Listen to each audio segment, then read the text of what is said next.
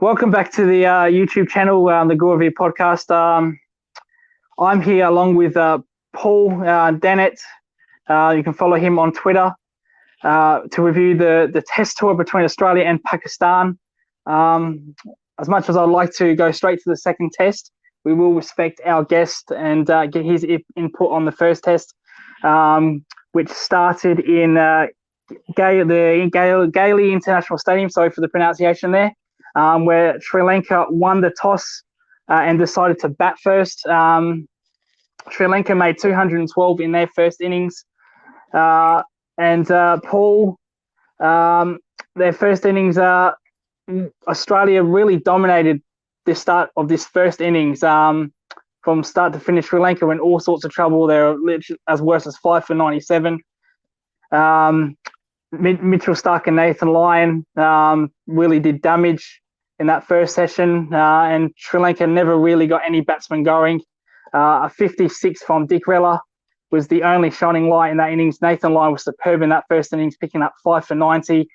Mitchell Swepson picked up 3 for 55. Pat Cummins 1 for 25, and Mitch Starc for 1 for 31. So how did you see that first innings performance by Australia?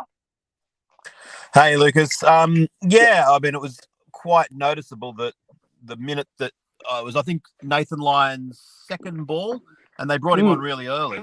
Yes. Spun past the bat and cracked Alex Carey in the grill from memory, and it was kind of like, we've got the real, a real raging turner here at Gaul, and they put the stats up during the match that of all test grounds ever used in the world, spin has the second lowest average at Gaul of anywhere in the whole world. So, yeah, I mean, Australia did well to bowl Sri Lanka out for 212, but I think what they did even better was in their own batting, because the way that it had spun in that first innings, I think that there was a feeling of 212 could well be a very, very decent score. And so the fact that the Aussies then eclipsed it and did so quite well was really impressive. But yeah, in the bowling, Nathan Lyon did the job, 5 for 90. Mitchell Swepson, 3 for 55, was on a hat-trick at one point, as I recall. Yeah. So far, so good it was. Australia, after having done so well against Pakistan, started their test series against Sri Lanka really, really well. Which was the key, because as you just mentioned, we did win that series 1-0, 2 draws, but we really finished the tour in a fantastic way, winning that series. So it was very good to get a good start in this test match, because as you know, there's been a lot of pain in Sri Lanka recently when Australia come tour there. They haven't won there, I think, since 2006. Now, if you want to count the 2 test matches that got washed out, I think it was 2011 where they won that first test and the 2 others completely washed out without a ball. I'm not going to count those personally myself, but statistical rise, we'll count them. But I think it's 2005 since a proper test tour was played there, since we won there. Last time we played there, we got absolutely smashed there, Paul, 3-0, where Darren Lehman was in charge, and that was not a happy tour. So a good start was indeed needed, and we did get that good start with our bowling. With our batting, we thought T12 was a decent score. Where we did that, we went past that by 100 runs. We made 321. Osman Karaja was absolutely fantastic, as he always has been this year. Cameron Green, I've had my prop issues with Cameron Green. We'll get in a little bit later. He was very good in that first innings, making a 77. Alex Carey was fantastic with his reverse sweeping. I think that's the only shot he played during that innings with the 45. Pat Cummins made a pretty handy contribution with 26. Nathan Lyon, again, with his sweeping, made 15. And we were really in a very dominant position, Paul, with that 321. Yeah, and I think that we really summed up the pitch well and realised that it was the sort of pitch that, as they say, there was a ball coming along with your name on it, so you might as well score some runs quite quickly. I thought that Ratner was a bit silly in pushing the field back, and that Cameron Green, he scored 77 with only 6 boundaries, yet at a strike rate of 71, just looking at the scorecard. So he went along at a decent clip, but he just took the singles on offer. Carey's innings was a little gem, and of course, Khawaja, as you said at the top, continues to play well. Cummins chipped in, and that 321, it was exactly the way to play on that pitch. And I've been saying it to everyone that sometimes it reminded me a little bit of the first test in Pune in 2017, where the Indians produced a raging turner. That sometimes when you play to your strengths so much that it actually becomes a little bit more of a lottery, that you actually paradoxically rob yourself of the home ground advantage. And that's what we saw in the second innings when Australia bowled, where Travis Head was bowling unplayable balls. Once Travis Head is, is a serviceable part-timer, but he's not normally someone who bowls unplayable balls. If he can bowl unplayable balls, then the Sri Lankans have really kind of taken their advantage and taken it a little bit too far, and they shot themselves in the foot. You made up a very good point, because Australia were in trouble in that first innings. Their first innings, they were 5 for 157 when Carey came out to the ground, and just bizarrely, as you mentioned with the singles, their captain just lost the plot, just giving away too many singles, not bringing the field up. The amount of runs that were scored to mid-off, deep mid-off and deep mid-on was just absolutely ridiculous. It was like they were picking them off with absolute ease. Just thanks for coming. So that was really poor captaincy by the Sri Lankan captain, because, as I just said, they were 5 for 157. They could have had a huge opportunity to do damage, to really bowl out Australia for around about their total. It could have been a totally different game. Yeah, absolutely. And look, he's not the only captain that's done that. It seems to be very much a modern trend that they're so keen to protect the boundaries that they give away the singles, and before you know it, the score can mount. So, but it felt like a coming of age sort of innings by the Australians. That it was the sort of situation where here we go again after 3 humiliating defeats in 2016. Sri Lanka's won the toss and batted. It's looking like 200 odd will be good, and then we turned the script on its head and made 20, and then obviously absolutely decimated them to win the game by 10 wickets. Yeah, we will, exactly right. We will get into that. Sri Lanka's second innings was just an absolute nightmare. As you mentioned earlier, Travis Head, the Adelaide boy, where I'm from, incidentally. So I was cheering my head off when he got a wicket second ball of the innings. As you said, he was just playing completely unplayable deliveries. Travis Head stats 2.5 overs, 4 wickets, 10 runs. And it was just the Travis Head show. Nathan Lyon also will give respect to him. He picked up 4 wickets for 31, but it was mainly about Travis Head. As soon as he came on, havoc, it was all chaos and mayhem. And he wreaked absolute havoc, and Sri Lanka never even got going because the spin that Travis Head got from his offies, just half volley balls that came pitching into the off stump, and Sri Lanka just got completely carried away. They got completely carried away with their sweeping, especially in that first innings where they just sweep, and they'll just get out. But it was just a Travis Head show in that second innings, as you pointed out earlier. Yeah, that second innings was a disappointment for Sri Lanka. It was borderline embarrassing the way that they capitulated, and triumph for Australia. What more can you say after the first test? 10-wicket victory. Cameron Green in his first outing scored runs. Australia looked absolutely magnificent, and all was sweetness and light. Yeah, it was sweetness and light. Australia came out for their second innings. I'm not going to get into that. They made 10. Warner hit a 6 to finish it off, and as you just said, we're going into the final test match 1-0 up. All we had to do was draw. I made a tweet saying, I don't care if we bat for 5 days, just keep batting, bat them out of this completely. If we embarrass ourselves by batting 5 days, so be it, because as you said, and as I said earlier, last time we went to Sri Lanka, we got embarrassed in all 3 test matches. And it was a great start. It's amazing how this match turned on its head completely. Marnus Labuschagne and Steve Smith were absolutely fantastic, especially Steve Smith. They were absolutely cruising. Labuschagne went late. And unfortunately, Alex Carey, I'm very disappointed Alex Carey in this particular innings, because we had a good chance, Paul. We had a good chance to make 450, 500 in this game the way Steve Smith was batting. And Alex Carey just stupidly or unstupidly, however harsh you want to be with him, threw his wicket with a ridiculous sweep shot that bounced more high than he expected. and then the collapse came, and it got Sri Lanka right back into this match, Paul. Well, it just shows how you can never predict live sport. That the narrative when it stood, that you'd say, okay, Australia's humiliated them in the first test. The second test going into it, there's been the COVID issues that Sri Lanka has got, that the capitulation in the second innings of the first test, and then the last thing they want then is Smith and Labuschagne to both score centuries. And as you say, Australia was sitting pretty, and it just looked like Sri Lanka were going to be absolutely humiliated once again. I think the key was this time round that the pitch, although it did assist the spinners, was far less of a raging turner. And that's the sort of thing where, with hindsight, I was thinking 364, not a bad total, but Sri Lanka put that in context, that really it was the sort of pitch where Australia needed to get more out of their lower order. And 364 was probably a couple of hundred short of where they needed to be.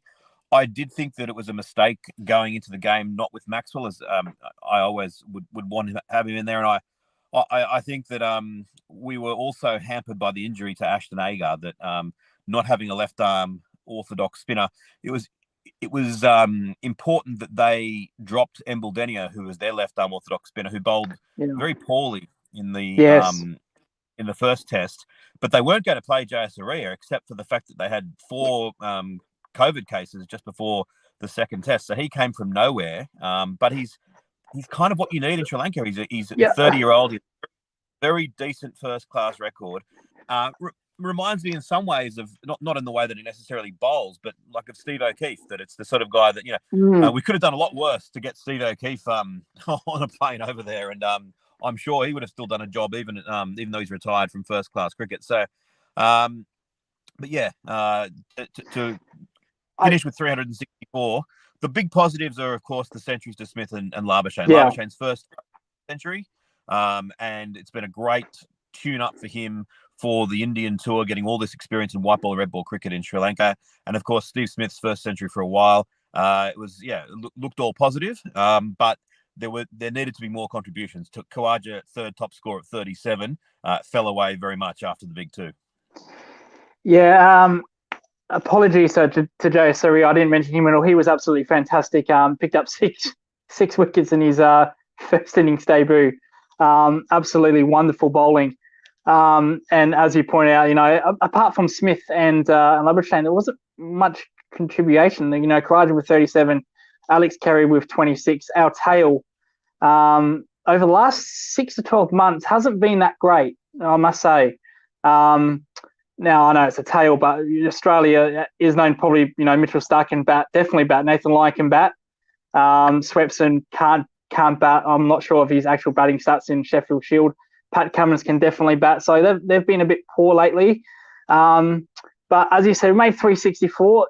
Not bad, as you said, but we could have done better. We could have made 400. We could have made 450 if Steve Smith, had some partners. And that's why I was really very angry with Alex Carey's shot he played, because I don't think it was necessary. Of course, you just can't hold up in one end when Alex Carey's there. He's been picked for his batting. But I just thought that wasn't the time and place. But anyway, we go to Sri Lanka's first innings. And boy, unbelievable batting by Chandimal. Good batting by Mendes. Karakawutna, sorry for my pronunciations. Any people in Sri Lanka watching, do apologise for that. All made 80s, 86. Mendes made 85. Kusu Mendes made 86. Kamindu Mendes made 61. But the one that was unbelievable was Chandimal. Fantastic, his highest ever score in Test match cricket, 206. The way he went after Mitchell Starc between when he was on 170 to 200 and Pat Cummins was unbelievable. And going in these stages, Paul, when Sri Lanka got past 350, 400, no, I wasn't actually that concerned, because the pitch wasn't doing this much. If Chandimal was absolutely smashing everybody in the park, you think, well, the pitch is not doing that much. It's basically a road, and that's how Sri Lanka played it as. Mitchell Starc I think Mitchell Starc was the pick of the bowlers in the second innings. He was fantastic, picking up four for 89. As I said, he did get hit late by Chandimal. But I never felt Australia were in danger, Paul, even though Sri Lanka did make 550 because of the pitch that was happening. There wasn't any demons. It was very hard. And I still thought when Australia had to chase, I still thought, they could easily push a draw here.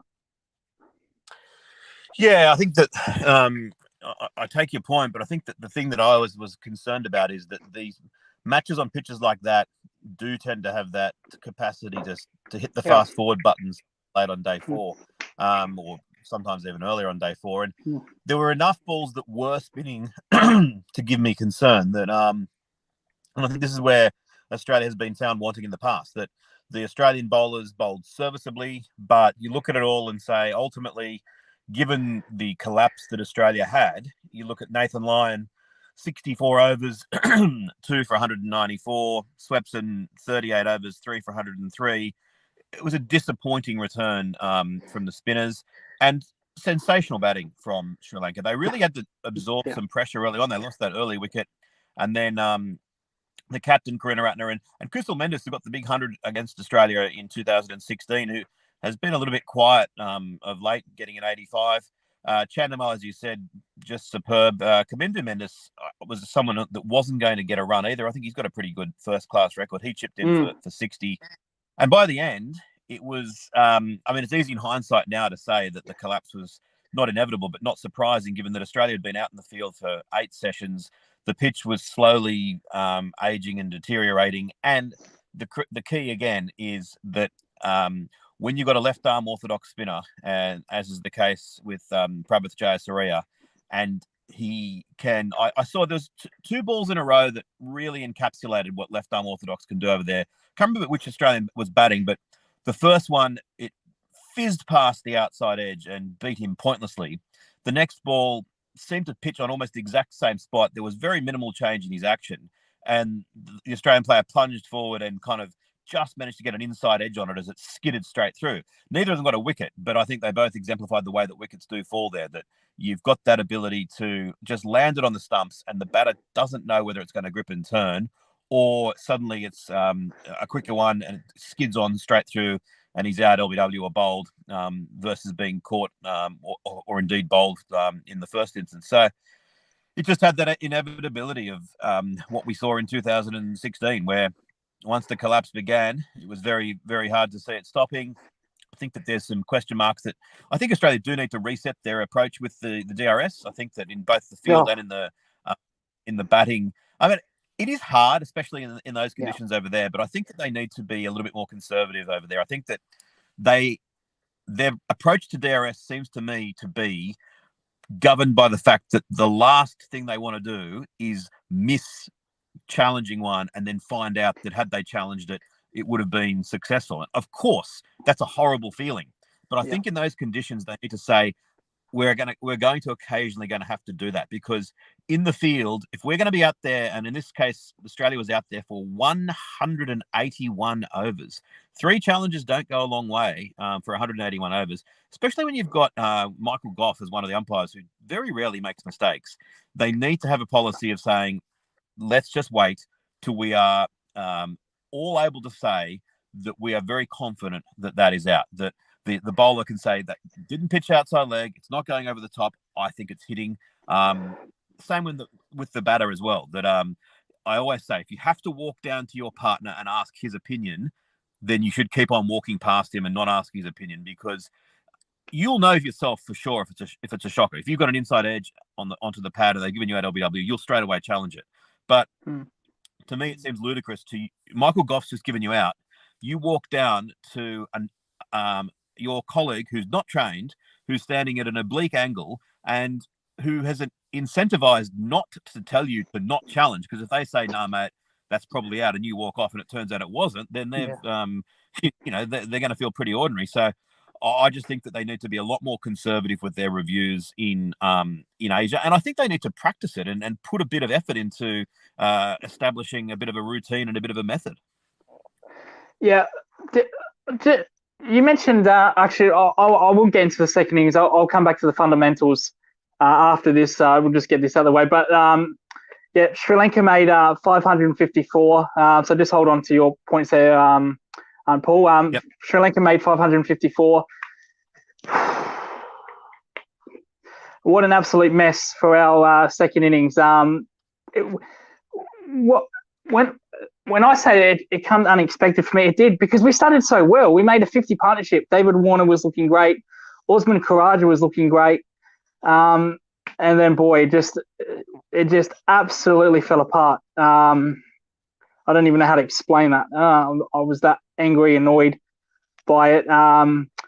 David Warner, missed an LBW shot, missed a shot that was LBW. And as you mentioned, the reviews, he went down to Osman Karaja, and that was absolute plum. Steve Smith, plum. But it just, after Warner got out, it just went absolutely downhill so fast. Labuschagne offered some resistance, but we were 4 for 74, 5 for 112, 6 for 117. That's what she wrote. Just a massive collapse. I can't even give out any positives in that second innings besides the early start. Apart from that, absolute disgraceful. Take nothing away from the bowling. Jay Suri was absolutely fantastic. But how many times, Paul, do we see these untested players go up against Australia and they turn into the second coming of Shane Warne, second coming of Muley? This happened in Pakistan 2 years ago in the UAE. Oh, sorry, 3 years ago in the UAE. We didn't have Warner and Smith back then, but I think they used a couple of debutants and they just absolutely rolled us. Every time where we go and someone plays a debut spinner, they look like the second coming of, as I've just said, of Shane Warne. It was just pathetically bad how we were in that second innings by a no-namer. Now, no disrespect to Jay Suri. He's been playing first-class cricket for a lot of years, a lot of years. No disrespect to him, but really, 11 wickets, sorry, 12 wickets. Really? Yep. You got to be kidding me! Absolute kidding me, Paul. I think it's the fourth best debut in history. I think. I could be right. I could be wrong. Yep. You're right. Yeah. Look, I think for all the criticism that we can give of their second innings, I really think the Australians lost it in not scoring more in the first innings and then allowing Sri Lanka to score so many in their first innings.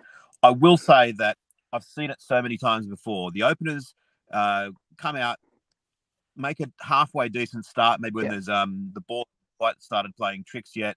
But then as soon as one of them falls and then the new starters have to come out and then the ball is moving about, the pressure starts to bite. It really does. It can happen very, very quickly. I'm actually not as bothered by that collapse as I might be, even though it was poor. I think that Travis Head in particular, I think showed that he hasn't got it worked out for batting in the subcontinent against spin at the moment, and I don't think that he should be in the side for the Tour of India. That doesn't mean I think that he should be dropped for the upcoming Australian summer. I think that his performance last year against England should mean that he's included in that side, but I think that we shouldn't be taking him to India, notwithstanding the fact that his bowling was quite handy. It's very difficult being a left-hander against quality spin, especially in the second innings. I mean, I think that Cameron Green was looking halfway decent, and then he got a really good ball that ripped past the outside edge, and he was stumped in a flash. And so, yeah, I just think that a collapse late on day 4 on a Gaul pitch that's really starting to, offer some assistance to the spinners. And Jaya Surya, as I said before, I'm just looking up his stats now. He's 30 years old. He's taken 246 first-class wickets at an average of 25.1. I mean, you talk about the coming of Shane Warne. I think that's actually probably a lower average than Shane Warne had in first-class cricket. Now, that's slightly a facile comparison, but the point is he's a decent bowler, and under those conditions, he really, really comes into his own. So, yeah, I think that we made I think we made a mistake at selection. I think that they should have had Maxwell on the side. Even though Stark bowled really well, I don't think it was the right thing to do to have effectively three fast bowlers. And I think that we would have been better off having Maxwell in there, even just to have his bowling as a bonus, but to say, look, if we haven't got the spinners to do the job and the quicks are going to be largely impotent, we might as well stack the batting and get a bit of handy off spin out of Maxwell. And I think Agar, had he been fit, would have been very much a worthwhile inclusion. I would have given consideration to picking Kuhnemann, who was over there just because he's a left box bowler. I mean, his record is very modest, but he's a young bowler bowling in Australian conditions where it's always very, very difficult. But again, it does hark back to how I think that we probably should have used Steve O'Keefe more on these in the years gone by, because his record was anything but modest. He averaged about 24 with the ball, which for a left-arm orthodox spinner primarily bowling in Australian conditions was quite remarkable. So, yeah, I mean, the one positive that I suppose we can also take out of it is that the Australians have yet again been shown that under these conditions where it's a fairly flat pitch, but it gradually starts to take turn more throughout the game, those are the conditions that we struggle in. That's exactly what I think we're going to get in the Test series against India coming up early next year. I think I want us to win. I want us to win that series more than I want us to win the Ashes in 2023. I think that's how keen I am. I'd love for Australia to be able to beat India in India. So hopefully they can take some lessons from this and plan a bit better for that series. Yeah. All right. Well, we're now getting to the fundamentals of that. To review that, Sri Lanka 1.8 innings and 39 runs. Series drawn at 1-1. Another tour outside of Australia where they have not won. So to your point about Glenn Maxwell, right? I don't know if you can see my reaction or not, but I don't dislike Glenn Maxwell. I want to put this out there. But this is a guy that has not played Sheffield Shield cricket for 3 years at any level. Now, I know he's a good white ball player. I know he's been good in the IPL. I don't watch the IPL, so I don't even know. I presume he's been good in the IPL, one of their best for RCB. But if you cannot play a Sheffield Shield game in 3 years, I don't care if you're Don Bradman, Steve Smith, whoever, you don't get back into this team without playing some kind of red ball cricket. I would have accepted if Maxwell said, I'm going to go to the Netherlands for crying out loud to play a 4-ball tournament. That would have been enough for me. But he's played no 4-ball tournament in 3 years. Now, he's had every opportunity to play red ball cricket. He doesn't want to. That's his choice. You know, he plays a heavy schedule with IPL and one day is for Australia at the back end. He can't play Sheffield Shield. But at the start of Sheffield Shield, there's no excuse for him to not play. And it just seems he's not passionate enough to play Test ball, red ball cricket. He just wants a handout. I'm glad. Now, I'm not discounting your opinion. You're welcome to that. But my take is I'm glad he didn't get picked because, as to your point, I would have preferred Matt Kuhnemann. Now, I've seen Matt Kuhnemann live at the Adelaide Oval. As he said, his Sheffield Shield record is modest, but he does spin the ball. There was a game at Adelaide Oval where he played the Redbacks absolute flat pitch. It was earlier in the season, and he looked very, very good. Travis Head was playing in that game, and Matt Kuhnemann in the fourth innings, especially when we know how flat pitches are in Adelaide at current Alton Oval and Allan Border and all those places for crying out loud. He was very impressive. I thought in that fourth innings against South Australia. I would have went with him, but Agar, I would have been happy with Agar because he plays Sheffield Shield cricket. So that would have been acceptable. Peter Hanscom would have been acceptable for crying out loud. He's playing county or was playing county. But I just can't give out a test cap to a player that has no interest in playing Sheffield Shield cricket. Paul, your response to that? Well, I think there's 2 points to that. There's the value of the Sheffield Shield as a first-class competition to get you ready for Test cricket, and secondly, the indicator of your desire to play Test cricket by your desire to play Sheffield Shield cricket. I must say, I'm not aware of Glenn Maxwell being reluctant to play Sheffield Shield. I can't say that I can quote chapter and verse that's the case, but he, to my knowledge, he tends to play, because he's playing in the Australian white ball sides, that a huge swathe of the season he is unavailable, not because he doesn't want to play, but because he's actually playing for the Australian white ball sides, and my understanding is that whenever he's available to play Sheffield Shield, he's usually putting up his hand to play it. And if occasionally he doesn't, it's because he has a very, very large workload. And, we want him playing white ball cricket for Australia because the World Cups are important. So I don't think he's turned his back on the Sheffield Shield. I just don't think he's been given many opportunities. And I think if you look at someone who has played as many white ball games as him, those equivalent players probably don't play much more Sheffield Shield cricket than he does either.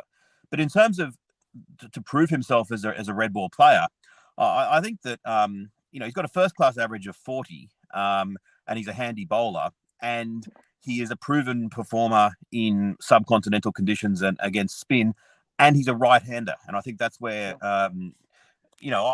I just think that if I had to put my life on the line and I was picking that side, I would want him out there rather than some of the other players, because I just think that he'd be more likely to perform better.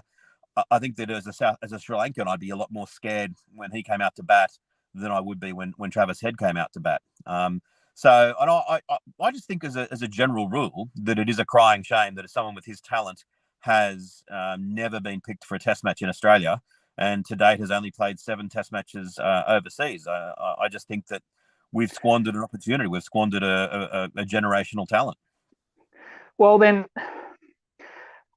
you bring up a good point, because he plays a lot of white ball at the back ends. But when the Sheffield Shield season starts in September or October, I don't know when it starts these days, because they seem to change the dates every year. But the first 3 rounds, I think, was in October. There's nothing stopping Glenn Maxwell for putting his hand up and saying that I want to play in that Indian series. I want to play those first 3 rounds of Sheffield Shield cricket. There's nothing. There's no cricket going on at that point, Paul. There's nothing from stopping him from putting his hand up and saying that for the first 3 to 4 rounds. Nothing at all. I can't think of. Maybe you can, but I can't think of any reason. There's no cricket going on. There's no white ball going on. There's no IPL going on. I think they've got the 2020 World Cup, but he can still play at least a couple of rounds, 3 to 4 rounds of Sheffield Shield before Australia go back into their white ball summer. Yeah, but I think that's been the issue. If you look at last summer, that he had that he was playing for Australia, helping us win the World Cup. Then he came back out here, and there was very little time between, as I remember, when he came back out here and when the Shield season then went on a hiatus for the Big Bash. Then he's playing in the Big Bash. I don't think that he has said I'm not interested in playing first class cricket. I just think that it just hasn't really eventuated for him. So if you're Cricket Australia, then wouldn't it be best to say, okay, Glenn, if you want to get back into the Indian side, the side to India, the tour India, the test tour, all right, we're going to cut you from the IDI series, and you can play Sheffield Shield at the back end. There's nothing stopping Cricket Australia from doing that. There's nothing stopping them from doing that, but I don't think there's any need for them to do that, because we want him playing white ball cricket for Australia, and I question the value of what he's going to learn from playing Sheffield Shield cricket in Australia, to then transfer that form to India, playing against their bowlers in conditions that are completely different to the Sheffield Shield. The best preparation that he has for playing in the subcontinent is that he does play so much cricket over there. Every IPL game he plays, I getting him ready for it. So anyway, I think that it's a great pity that he hasn't played more for Australia, and I still entertain hopes that maybe his Test career hasn't been finished. All right, we could go on. We can debate that for hours with that one, but I want to go back to the second Test, especially the Sri Lankan first innings, which was Australia's first bowling innings. You made a good point earlier. Nathan Lyon bowled 64 overs. That for me, I thought that was completely pathetic captaincy performance by Pat Cummins. I know Nathan Lyons is fit as an absolute fiddle, but to bowl 64 overs, that's so excessive for me. I don't think he did enough using Travis Head, Labuschagne, or Cameron Green. Cameron Green only bowled 6 overs. Now, if you want to make an argument to say who should have been dropped, if Cameron Green's only going to bowl 6 overs, he's your all-rounder, then you would have had a better chance of convincing me that Cameron Green should have got dropped for Maxwell, let alone Stark. I thought Stark was the pick of the bowlers in that second innings, but Cameron Green was barely used. Travis Head was barely used. Marnus Labuschagne was barely used. Steve Smith wasn't used.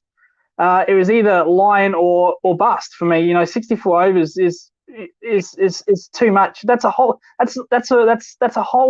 innings of one day cricket into one day, and I just thought Pat Cummins handled that very poorly. Your opinions on that? Yeah, I tend to agree that he probably bowled a little bit too much, but I think that the fact of the matter is that he's the first choice Australian spinner. It's a spinning condition, and it just didn't. It was he was a bit unlucky. He could have picked up a few more. But I think in terms of the reason I think that we've gone in with too many quicks is just, I said this on our podcast the other week, that if you imagine the Wacker in its heyday, in the mid-1980s, when it was just an absolute bouncing back world, if you had made the mistake of going into that the test match at the Wacker with 2 spinners, you would then and if the next test was at the Wacker again, you would say, well, let's not make that same mistake. We don't need to have spinners in there. And I just think that this, as I said, has the second lowest average of any ground in the world for spin. And I realized the second test pitch didn't spin as much as the first. And I realized that Mitchell Starc bowled well. The reason he bowled well is he's a fine bowler. I'm not saying to exclude him from the side out of anything other than I just think that, of course not. Courses, that's what I would do. People think I'm an idiot, but I would have considered excluding Cummins as well. I would have opened the bowling with Green and Lyon and said, this is not a track where fast bowlers are going to do a whole lot. Just on that. Sorry to break that, but I actually agree with that. If you look at Cummins's performance that second match, he was poor. He was very, very poor. He bowled too short at times, too wide. So I actually agree with that. If anything, I would have. Mitch Starc has a fantastic record in Sri Lanka. Fantastic record. I think he's taken. I think they. I don't remember exactly. They did a chart. I think he's in the top 3 of touring bowlers with most wickets in the top 3. I think with 28 wickets. But the problem is Pat Cummins is your captain. You're not going to drop a captain. Of course, I would have dropped Tim Payne ages ago when he was captain. But this is why I didn't like Pat Cummins as a captain, because by putting him as your captain, you're going to have to play him every single game. And I just didn't think he was effective at all. He got one late wicket. Yeah, go ahead, go. I think that throughout the series he bowled pretty well. I think he always bowls well. I think he is, in most instances, just about the first player I'd pick. And he's got a record that is going down.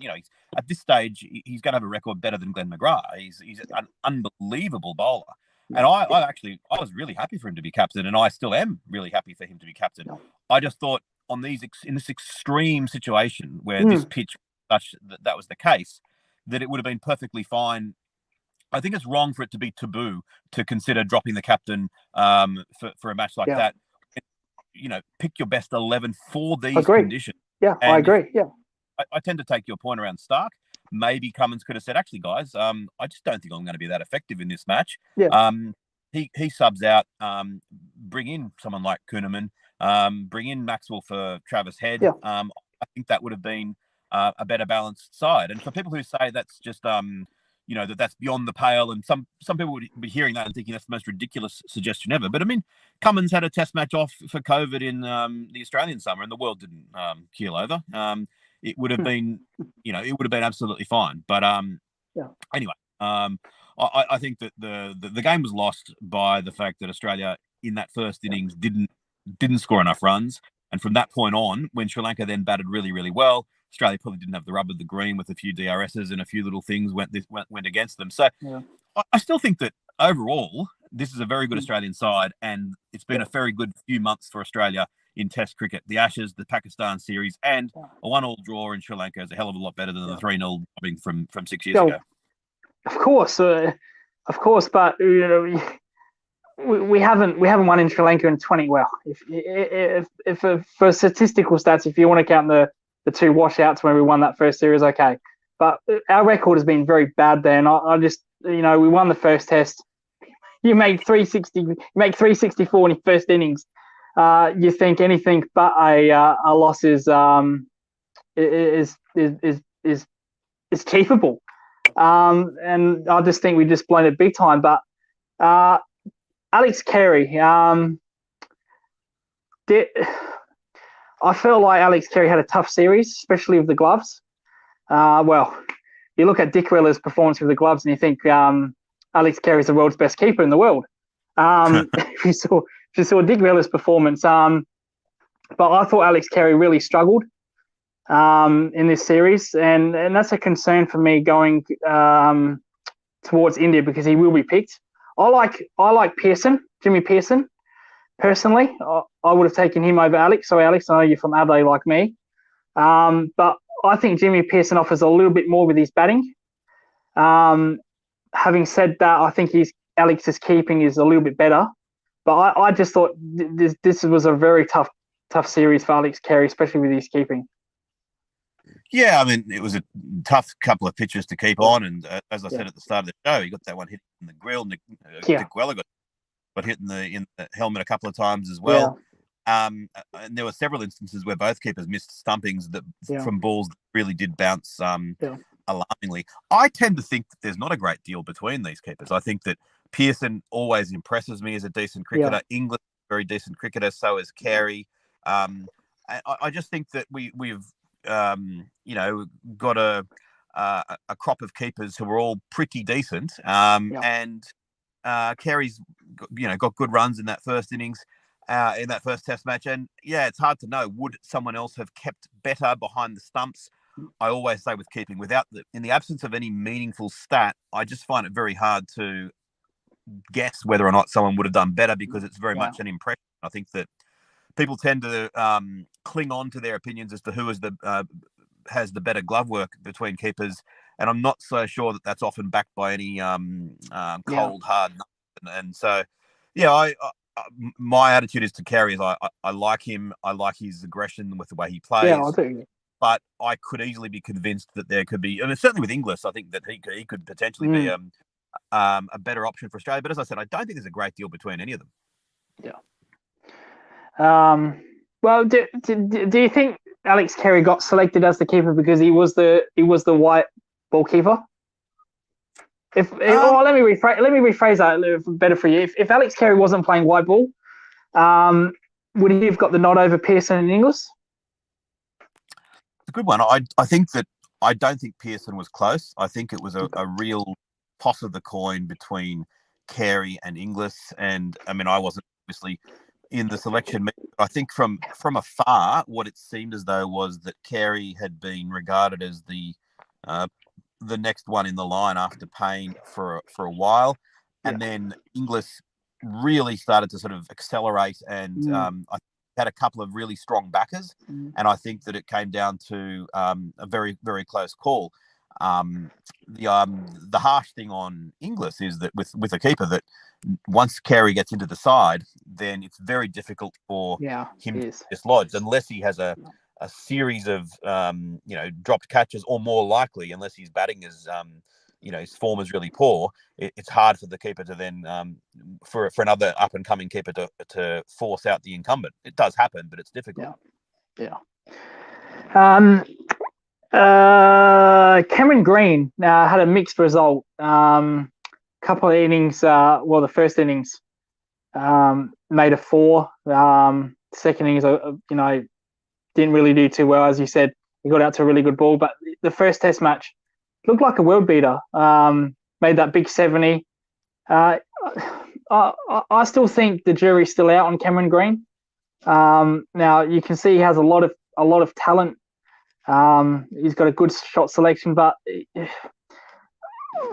this is not me picking on him, but it feels like a lot of Sean Marsh about him, a very nervous starter. Once he gets past his nerves, he can look absolutely brilliant. That was the same with Mitch Marsh and Sean Marsh. The first 20 to 30 balls, very ordinary. Looking just to survive. I feel a lot like that with Cameron Green. His bowling, I think his bowling is better than Mitch Marsh's by a mile. I was really impressed with his bowling during the Ashes, but I still think Cameron Green needs to improve on his consistency because he's shown it with all these 70s. He's got 5+ scores of 70. That he can do it, but he's just so inconsistent. I think this is a big series coming up against South Africa, and I think West Indies as well. Yeah, I think that I think that his promise is enormous. Yeah. And I think that yes, the jury's still, but it's only out because he is so young, and he has yet to prove himself because he hasn't yet had the opportunities to prove himself. But I think that for a first tour of the subcontinent, I'm just looking it up here, albeit on a very small sample size, to average 35 in your first 2 test matches. I remember Ricky Ponting and his first tour of India failed miserably, and he basically said that then learned how to play in Indian conditions and he improved from there. So I think that the fact that Green was able to get that 70 and, as I said, have a respectable average in that first series in those conditions, to me, I saw an article, albeit it was in one of the Western Australian papers, but it was comparing Green at this stage of his test career to all of the Australian recent all-rounders. And he's the standout. I mean, far better record at this stage of his career than Steve Waugh or Shane Watson or any number of players from the past. So I just think someone at his age to have a first-class batting average of 49.5, having scored almost 3,000 runs, and he's a bloke that came into first-class cricket initially as a bowler. That's exciting. So his bowling's tapered off a little bit with injuries, but still averaging 31 with the ball in first-class cricket. He's got a great set of hands. So, and I just think that let's see where he ends up. Who knows? But I think his potential upside is massive. And if things everything goes well, he could be one of the best cricketers we've had in a long time. I'm not saying that is what's going to happen, but I think at this stage he's a very, very exciting prospect, and I'd be always picking him in the side at the moment. Yep. Okay. So moving away from this series, Australia's next games, a couple of ODIs against how's this? A couple of ODIs against Zimbabwe, a 3 ODI series. Don't know why they can't put in a once-off test match for me. But anyway, they've got a 3 ODIs against Zimbabwe, starting as on the 28th of August until the 3rd of September. Then they've got a couple of ODIs against New Zealand. That I can understand why they won't have test matches there. But is that a zero care factor with those 3 ODIs against Zimbabwe? Will Australia experiment? Surely they're not going to play Steve Smith or Warner or in those 3 ODIs, surely. I think it just reflects the problem that international cricket schedule has. That so many of us, I certainly find this, that I love Test cricket more than I ever have, and it's always been my favourite. I find T20s spectacularly entertaining, and the one format that I've kind of fallen the most out of love with is the 50-over format. That I feel that it is the worst of both worlds. That it doesn't have it's like a T20 game with 40 overs of singles crammed in the middle of it. And I just think, while ever it rates well in India, which it still does, that it still makes sense for sides to play lots of bilateral 50-over games, not because they want to, but Australia needs to keep their bilateral commitments, and so that when they eventually do get to play India or get to play England, then the big payday comes in. And it's just it's not running the sport in the best interests of the domestic market. I mean, it's a brand destroyer. The fact that it's going up against the, as the football codes start to get towards their, the final series, to have a top end series against, Zimbabwe is just like, people were just saying, why are they doing it? But they have to do it, because if they don't, then everything unravels. And I just, Shane Warne once made a suggestion that 50 over cricket, in the light of the advent of T20 cricket, should be removed and only played every 4 years in a World Cup. And in a perfect world, that's almost right. Maybe having a Champions Trophy every couple of years as well. I find 50 over cricket, when it's for a World Cup, suddenly it becomes entertaining and wonderful again, because, that 35th over where Australia scores 6 walked singles to the sweeper on the boundary, that's actually quite good, because we're building towards something, and the match really matters. But when it's in a bilateral series, even if it's against India, and you sort of say to yourself, I dare anyone in 5 years' time to remember who won this series, you just think it's like, what's the point? But as I said, they've kind of got no choice. Yeah. Well, to your point, I don't mind cricket in Australia being played in the winter. Well, this will be in the winter, the early spring. This 3 match series we played in Townsville, incidentally, at River Ray Stadium. I don't mind cricket in winter, but why 3 one-days? What's stopping them from putting in a once-off Test match? This team, Zimbabwe have to travel all the way here just to play just 3 ODIs. I get what you just brought up; they have to, but for 3 ODI series, you can't put in a Test match or a couple of T20s. It seems like a waste of absolute money. It seems to me that there'll be more money wasted on this than actually gained. Well, I'm sure it won't make them any money, but they are doing it because the International Cricket Council that they play sufficient bilateral games to make sure that they've ticked all the boxes. And so the reason they're not playing a Test match is that every day of this series grates on them, and they don't want it to happen. They want it to be done and dusted and not to occur, but they have no choice. So they're just saying, well, where and when can we squeeze it in? Okay, August. Well, it's got to be somewhere warm. Here it is, Townsville. It'll be fun. There'll be the people up there will enjoy it and everything else. But the notion of putting another Test match in an already tightly squeezed schedule, I mean, the way that they look at it at the moment, thinking, right, in an ideal world, ahead of this India series in February and March next year, we would love to give them 3 weeks of warm-ups in Indian first-class games and everything else. But we're probably going to struggle to do that, because we need them all to be playing in the Big Bash, because we need to justify the television deal for that. And as you move backwards and backwards and backwards, you soon come to August, and it's like, oh, we're not even getting time off then, because we're playing in these one-day games. So to add in an extra Test match, and I'd love a Test match against Zimbabwe, it just wouldn't be on their radar, because it's already cramped, and they already don't want this series to go ahead. I think last time we played Zimbabwe in a Test, Matthew Hayden made that 380. I might be wrong there.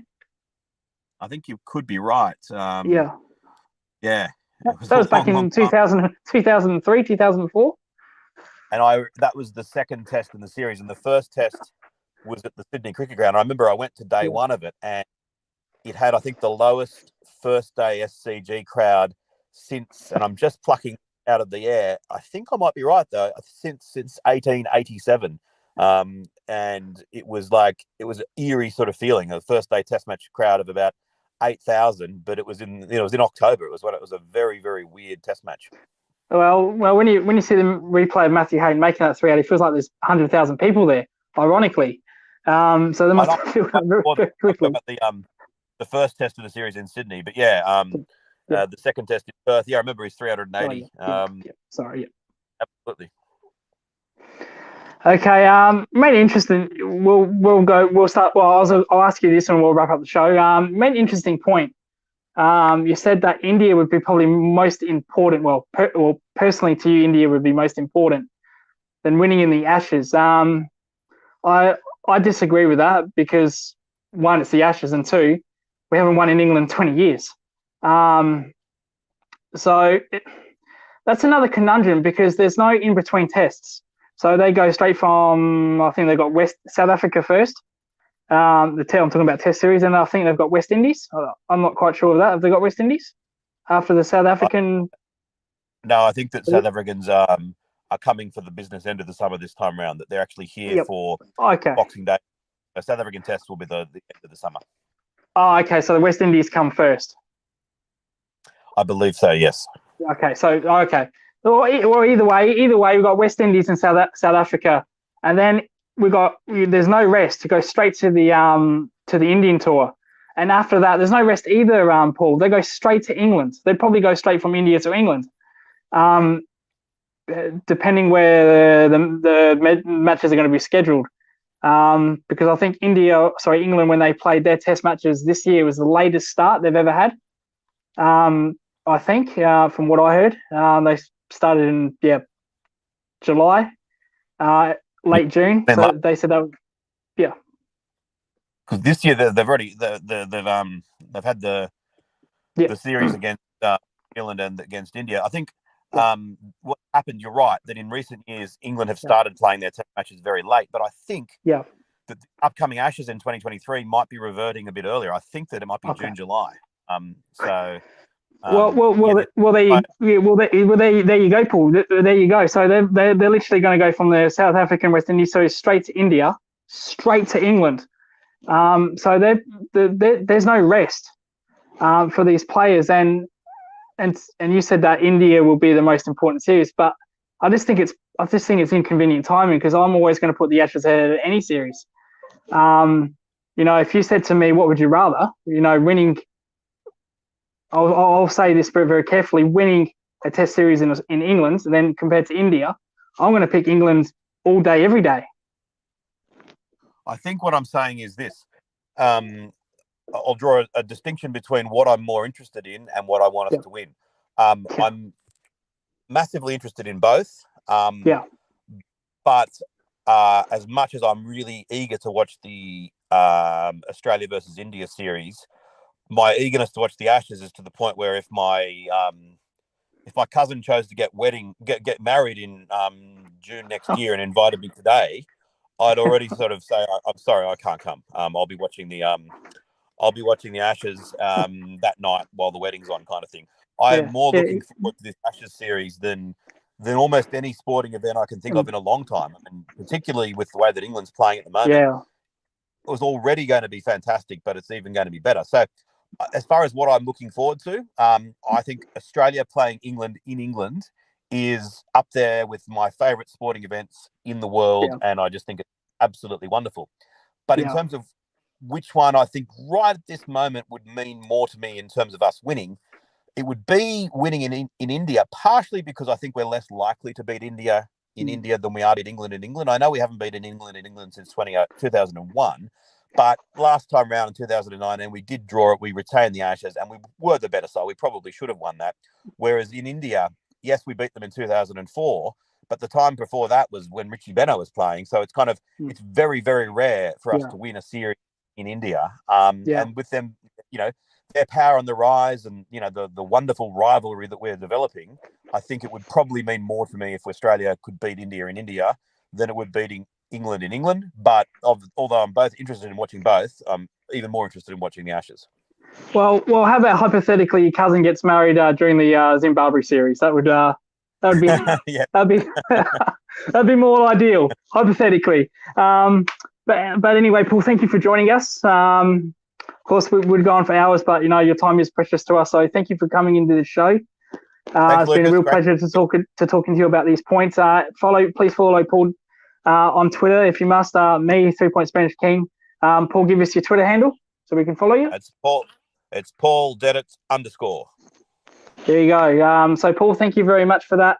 And hopefully, we're not going to waste our time with the Zimbabwe series, but we'll try to get you during the World Cup, the T20 World Cups, and your opinions on that. So thank you so much for joining, Paul. Yep.